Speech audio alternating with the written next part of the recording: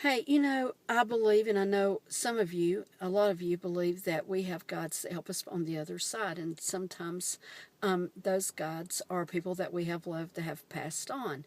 And, you know, I think that a lot of times they visit us in dreams or they give us messages which we're conscious of while we're engaging with them, but then we lose consciousness of that. But we still have the essence of those messages within us when we need it. And I think that's one way they guide us. And sometimes it's only hindsight that we see that. But having said that, here's the thing. Sometimes people tell me, you know, I could feel the spirit of my mother, or I could feel the spirit of somebody, but I don't feel it now. Or, you know, especially if it's someone who's recently died, they might say, I want to feel this person, but I don't feel them, you know. Why can I not feel them? Well, it sort of reminds me like of little kids at kindergarten, okay, and their parents. And I'll tell you why.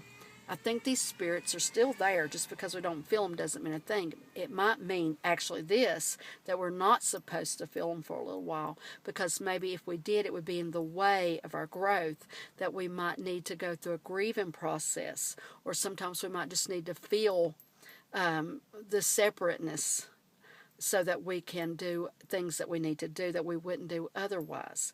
And it doesn't mean they're not there. It just means sometimes they step back in order for us to work through whatever. And that's what I'm saying about kindergarten. You know, sometimes you take your kid to kindergarten first day and they might cry and be upset. And the teachers will get impatient. They say, just go on, just go on. Well, you know, you leave your kid there, and sure enough, they usually settle right down as soon as you're out of sight.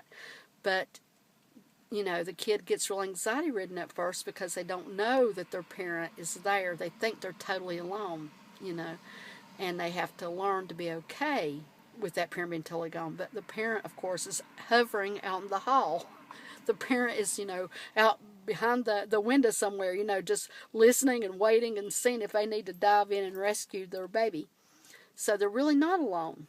It's just that they feel that way because they need to feel that way for a time in order to do whatever they need to do. But I don't think we're ever truly alone. And I think, you know, it's just something to think about.